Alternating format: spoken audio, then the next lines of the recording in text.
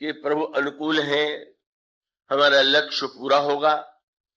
और कभी कभी ऐसी निराशा लगती है कि क्या बतावें, मुझे जीवन में कुछ इतना प्रयत्न करने पर भी शांति रूपा सीता का दर्शन नहीं हुआ, का महाशक्ति स्वरूपा सीता जी की प्राप्ति नहीं हुई, पराभक्ति रूपा सीता जी की कृपा प्राप्त नहीं हुई। उस संदर्भ में दो तीन सूत्र बड़े ही महत्व के हैं। और सूत्र यह है, इसके पहले भी बंदर एक बार निराश हो गए थे। निराश इस अर्थ में हुए थे कि एक महीने तक तो उनको प्यास और भोजन का कोई भान नहीं रहा, पर वो शरीर भी तो एक वस्तु है। शरीर एक सीमा तक तो मन के अधीन चलता है, लेकिन यह शरीर और मन का जो युद्ध है वह चलता ही रहता है। कभी हमारा आपका जो मन है वो शरीर पर हावी हो जाता है। मन में इतनी उमंग, इतना उत्साह है, ये मन के उत्साह में व्यक्ति जो है शरीर को भूल जाता है। किंतु ये न समझ लीजिएगा कि शरीर का कोई महत्व है ही नहीं। शरीर की कितनी भी निंदा की जाए, शरीर की अनित्यता का चाहे कितना भी वर्णन किया जाए, लेकिन शरीर जिस समय अपनी स्थिति का अनुभव कराता है कि उस व्यक्ति को वो सारा मिथ्यात्व का ज्ञान भूल जाता है। वाणी के द्वारा शरीर मिथ्या है और शरीर कुछ नहीं है, ये कहना सरल है, लेकिन शरीर को मिथ्या मानने का अर्थ यह नहीं है, क्योंकि शरीर क्या सचमुच निंदा की वस्तु है क्या? शरीर का कोई कल्याणकारी पक्ष है कि नहीं? और उसका सूत्र आपको मिलेगा रामायण में ही। उमाशंकर जी से आप कथा सुन रहे हैं कि उसमें कागभूषण जी, तो कागभूषण जी को तो ऐसा शरीर मिला हुआ है कि जो महाप्रलय में भी उनका नाश नहीं होता। और जब गरुड़ जी ने ये कहा कि क्या शरीर जो है वो महत्वपूर्ण है, शरीर का त्याग आप कर सकते हैं, तो शरीर का त्याग करके भी आप भगवान के धाम में ही जाएंगे, तो आप क्यों इस तरह से कौवे के रूप में जीवित रहना चाहते हैं? और तब उन्होंने यही कहा कि भगवान की प्राप्ति तो वो ठीक है, उनके दिव्य धाम में तो हम जाने के अधिकारी हैं, लेकिन जो भजन का आनंद है, क्योंकि भगवान के धाम में साधना की अपेक्षा नहीं है, तो वस्तुतः साध्य का आनंद बहुत बड़ा होते हुए साधन का आनंद भी ऐसा है कि आप दो प्रकार के दोहे पाएंगे। एक प्रसंग में कबीरदास जी ने कहा कि भाई, किसी ने कहा महाराज आज बहुत प्रसन्न लग रहे हैं, और तब उनके मुख से उन्होंने वाक्य कहा कि जा मरने से जग डरे, सो मेरे आनंद, कब मरिहो कब देखिहो पूर्ण परमानंद। जिस मृत्यु से लोग डरते हैं, मुझे तो उसमें परमानंद का अनुभव होता है कि कब यह शरीर नहीं रहेगा और उस परमानंद का हम साक्षात्कार करेंगे। पर संतों की वाणी भी सदा एक जैसी नहीं होती, और जो उसमें भिन्नता लगती है, आप किसी महापुरुष के पास जाए, किसी संत के पास जाए, तो आपको ये आवश्यक नहीं है कि हर प्रश्न का उत्तर जैसा पहले दिया गया है वैसा ही आज भी हो दे। वो किस स्तर से, किस मनस्थिति से, क्या लक्ष्य सामने रख करके बोल रहे हैं, साधारण व्यक्ति उसे नहीं जान पाते। और वो सभी वाक्य जो है, उनमें से किसी एक वाक्य को पकड़ के नहीं बैठ जाना चाहिए। जब कबीर ये कहते हैं कि मृत्यु तो परमानंद की प्राप्ति है, तो एक वाक्य है, और फिर उन्हीं का दूसरा वाक्य है, राम बुलावा भेजिया। भगवान ने निमंत्रण भेजा अपने धाम के लिए, पर कबीरा दिन ही रोए, मुझे रुलाई आ रही। क्यों? बोले जो सुख है सत्संग में सो वैकुंठ न हो। सत्संग में जो सुख है वह वैकुंठ में नहीं है। तो मानो इसमें एक में तो, बल्कि एक तीसरा उनका दोहा और है, जिसमें भगवान से भी निवेदन करते हैं कि लोग कहते हैं कि मरने के बाद व्यक्ति आपके धाम में जाता है, तो कुछ नहीं, उसका क्या अर्थ है? तब बोले मरने के बाद आप मिलेंगे, इसमें क्या विशेषता है? तब उन्होंने वाक्य यही कहा कि जीवत में मुझको मिलो, मुझे मिलो न राम। क्यों? बोले जब लोहा माटी मिला तो पारस के ही काम। लोहा जब मिट्टी में मिल जाए और पारस आवे तो पारस का चमत्कार क्या है? लोहा पारस है और लोहे को सोना बना दे तो पारस का चमत्कार है। मानो शरीर तो लोहे की तरह है और आपकी भक्ति के द्वारा, उस पारस के द्वारा इस जीवन में हम धन्य हो जाएं तो सार्थकता है कि मरने के बाद हम धाम में पहुंच जाएं। इसके सारे वाक्य विरोधी लग रहे हैं। और रामायण में भी यही बात है। गीधराज जी ने कहा कि वाह, मैं शरीर चाहता हूं कि बने ही रहे। क्यों? बोले तनु बिनु वेद भजने नहीं करना। भजन का जो आनंद है, साधन का जो आनंद है, वो तो शरीर से प्राप्त होता है। और इसलिए मैं चाहता हूं कि शरीर सदा सदा बना रहे। कौआ शरीर ही चाहिए तो कौआ क्यों? बोले यही तन राम भगत मोहि जामी।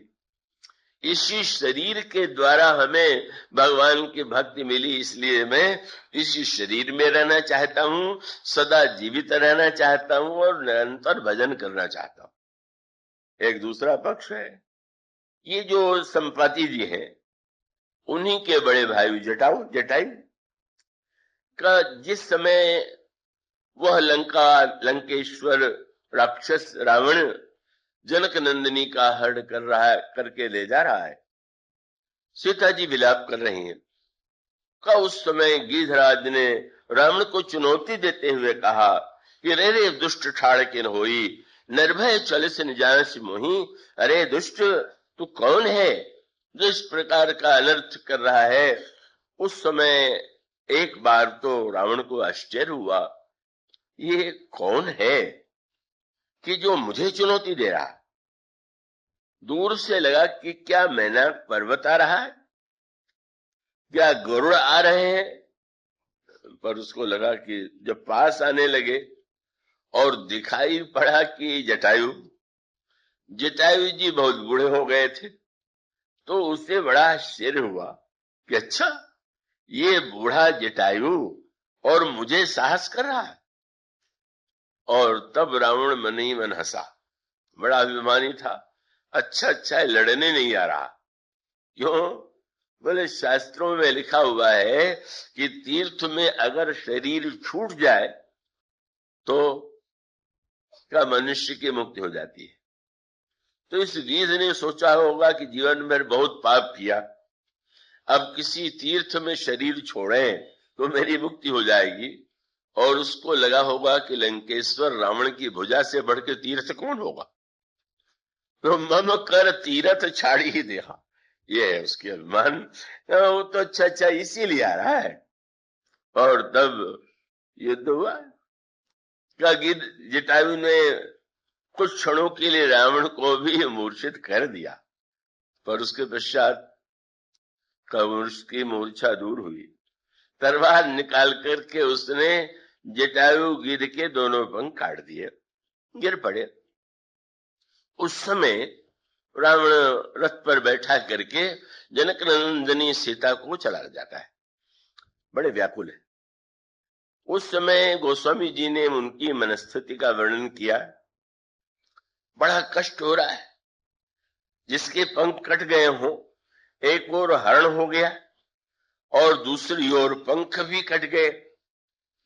ऐसा होता है जैसे बहुत व्यक्ति जब कष्ट में होता है तो चाहता है कि प्राण चला जाए, मृत्यु हो जाए तो अच्छी, तो ये जटायु भी यही सोचने लगे और उन्होंने सोचा कि अगर मैं पीड़ा से व्याकुल होकर के मैं शरीर को छोड़ दूं तो हमारा जो कर्तव्य है उसे मैं पूरा नहीं कर पाऊंगा।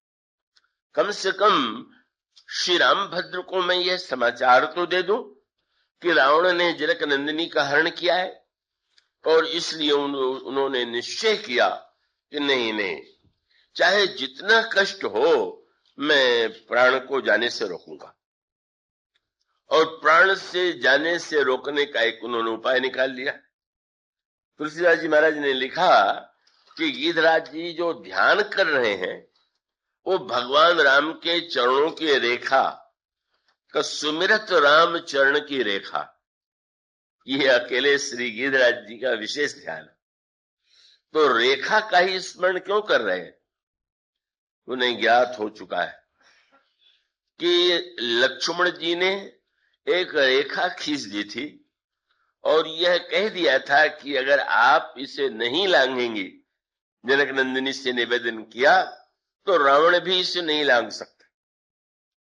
तो मानो गीध को लगा कि जब प्रभु के छोटे भाई लक्ष्मण की रेखा में ये चमत्कार है कि वो रावण भी न लांघ सके, तो मेरे प्राण का हरण करने के लिए यमराज कहीं भीतर आकर के प्राण न ले जाए तो मैं राम के चरणों की रेखाओं में अपने को बैठा लूं कि जिससे प्राण न जाने पावे। तो वस्तुतः भगवान राम के चरणों की अनेक रेखाओं में 4 रेखा मुख्य है।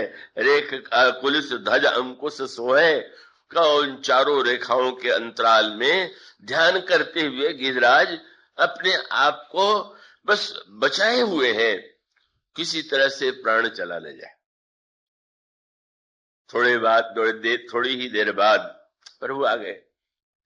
प्रभु ने देखा, आंसू आ गए, गोद में उठा लिया, उनके शरीर और उनके सिर पर हाथ फिराने लगे और गिरिराज जी के शरीर में जितनी पीड़ा थी बस सब समाप्त हो गई।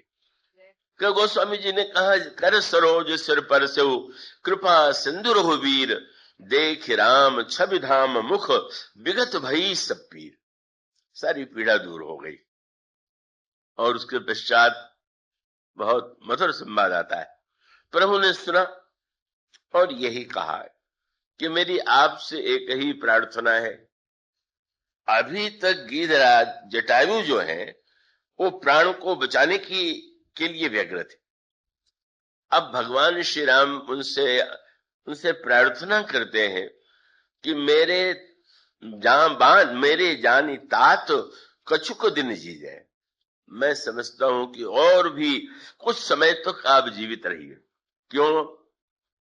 बोले आप जीवित रहेंगे तो पुत्र के रूप में मैं सेवा करके अपने को धन्य बनाऊंगा, इसलिए आप जीवित रहिए। और तब बहुत एक संकेत प्राप्त होता है, और संकेत ये कि जो गिरिराज अभी थोड़ी देर पहले तक प्राण की रक्षा के लिए बेचैन थे, स्वयं प्रभु जो है उनसे जीवित रहने के लिए कह रहे हैं। लेकिन सुन करके गिद्ध को हंसी आ गई। गिद्ध जटायु को देख करके प्रभु के आंखों में आंसू आ गया और प्रभु की बात सुन करके गिद्ध के होठों पर हंसी आई और हंस करके उसने कहा कि प्रभु आप इस शरीर को बचाने के लिए कह रहे? अरे मेरे मरबे समन चारि फल होई तो क्यों न कही जाए। मैं तो समझता हूं कि चारों फल से भी अधिक फल जो है इस मेरे शरीर के परित्याग का है। और सूत्र क्या है? शरीर का त्याग महत्वपूर्ण है कि शरीर की रक्षा महत्वपूर्ण है? और उसका उत्तर यही कि शरीर का अगर कोई उद्देश्य है, कोई लक्ष्य है, तो शरीर के द्वारा ही तो साधन करेगा व्यक्ति, शरीर के द्वारा ही तो सत्संग करेगा। इसलिए व्यक्ति को अपने शरीर की रक्षा करना ही चाहिए, एक पक्ष है। पर अगर एक उद्देश्य की पूर्ति हो जाए, एक लक्ष्य की पूर्ति हो गई और उसके बाद भी उस शरीर को का मानो संकेत यही है कि भगवान ने अयोध्या वासियों से कहा कि शरीर तो नाव है, तो नाव में जब तक बैठे हुए हैं, नाव को से अगर नदी या समुद्र पार करना है तो जब तक पार करना है तब तक तो ध्यान रखना ही पड़ेगा कि नाव में छेद न हो, पानी न भर जाए, डूब न जाए। अब वो चिंता ही नहीं करे व्यक्ति, कोई बात नहीं है, छेद है तो क्या है, उसी नाव में चलेंगे तो बुद्धिमान नहीं। किंतु अगर नदी के पार करने के बाद वो ये सोचे कि नाव तो बहुत बढ़िया है, जरा इसको सिर पर लादे चले, तो उससे बढ़कर के ना समझी क्या होगी। जब तक उसके द्वारा हमें नदी समुद्र पार करना है तब तक बहुत महत्वपूर्ण। और जब लक्ष्य पूरा हो गया तो मानो शरीर जो है महत्वपूर्ण ये नहीं है कि जीना चाहिए कि मरना चाहिए। महत्व यह है कि हमारा जीवन, हमारा मरण कितना सार्थक है। जीवित रह करके अगर हम साधना सत्संग में जीवन व्यतीत कर रहे हैं तो जीवन धन्य है। और केवल जीवित रहने के लिए अगर उसको बोझ बनाए हुए ढो रहे हैं तो इससे बढ़कर के कोई दुर्भाग्य नहीं। इसलिए महत्व जीवन और मृत्यु का नहीं है, शरीर का नहीं है। महत्व यह है कि शरीर का उपयोग हमारे द्वारा क्या हो रहा है। एक और प्रसंग आता है, ये जो दो भाई हैं, बाली और सुग्रीव, सुग्रीव छोटे और बाली बड़ा। और पहले तो बाली ऐसा लगा कि बड़ा अभिमानी है, भगवान ने भी बाली को अभिमानी कहा, लेकिन सचमुच यूं कह सकते हैं कि सुग्रीव तो बहुत धीरे धीरे भगवान के चरणों तक पहुंचे और बाली तो छलांग मार करके इतनी ऊंची स्थिति में पहुंच गया जहां तक सुग्रीव नहीं पहुंचे थे। जिस समय भगवान से बाली ने शास्त्रार्थ किया, महाराज आपने भेद क्यों किया, बाली सुग्रीव और मैं दोनों भाई, तो आपको क्या ईश्वर पक्षपात करता है क्या? और फिर आपका अवतार अगर धर्म की रक्षा के लिए हुआ तो क्या आपने छिप करके मार के अधर्म नहीं किया? भगवान ने उसका उत्तर दिया। उसकी व्याख्या करें तो थोड़ा बहुत लंबी व्याख्या हो जाएगी, पर भगवान के वाक्यों को सुनकर के बाली परास्त हो गया। बाली को लगा कि प्रभु ने बता दिया कि वस्तुतः मैं झूठे बहाना बना रहा हूं, और तब बाली का हृदय अत्यंत कोमल हो गया और विनम्र वाणी से उसने ये कहा कि प्रभु पहले मैं धर्म की दुहाई दे रहा था तो आपने तो ठीक उत्तर दे दिया कि अगर तुम धर्म की दुहाई दोगे तब तो तुम्हारा मारना आवश्यक है। क्यों? अगर मैं अधर्म मिटाने के लिए आया हुआ हूं, धर्म की रक्षा करने के लिए आया हूं, तो तुम जैसा अधार्मिक जिसने अपने छोटे भाई की पत्नी को इस प्रकार से हरण कर लिया, उसको मारना मेरा धर्म के अनुकूल है। और तुम जब ये कहते हो कि मैंने छिप करके मारा, तो ये तो सत्य नहीं है। मैं तो छिपना नहीं चाहता था, मैं तो तुम्हें दिखलाना चाहता था, तुम तो देखना नहीं चाहते थे। और ठीक है, क्या सूर्य में शक्ति है क्या कि वो आपको अपने आप से छिपा ले? सूर्य में शक्ति नहीं है कि वो निर्णय करे कि इनको हम प्रकाश देंगे, इनको नहीं है। पर आप में शक्ति है कि आप आंख मूंद लीजिए, सूर्य ने दिखाई दे। सूर्य आपको वंचित नहीं कर सकता, लेकिन आप सूर्य को देखने से बच सकते हैं। भगवान का अर्थ है, तुम कह रहे हो मैंने छिप के मारा, क्या ये सच है क्या? मानो भगवान का संकेत ये था, भला तुम सोचो, जब तुम सुग्रीव की चुनौती पर लड़ने के लिए चले और तुम्हारी पत्नी ने सावधान किया, क्या बताना चाहते थे कि अगर मैं वहां न होता तो मुझे कैसे पता चलता है कि तुम्हारी पत्नी ने तुमसे क्या कहा? मानो लड़ने से पहले मैं तुम्हारे यहां पहुंच गया था और तुम क्या समझते हो कि तुम्हारी पत्नी स्वयं उपदेश दे रही थी? मैं ही उसकी वाणी से तुम्हें सावधान कर रहा था। लेकिन तुम तो अभिमानी इतने हो कि हंसने लगे, तुम बड़ी नासमझ हो, तुम वस्तुतः देखना चाहते ही नहीं थे। फिर जब तुमने सुग्रीव पर प्रहार किया और मैंने बाण नहीं चलाया तो भी ये दूसरी सूचना थी, और उसके बाद तुमने स्वयं अनुभव किया कि वह सुग्रीव जो तुम्हारे प्रहार से डर करके मेरे पास वृक्ष की छाया में आया और उसके गले में जब मैंने माला पहना दी तो तुम अंधे थे क्या?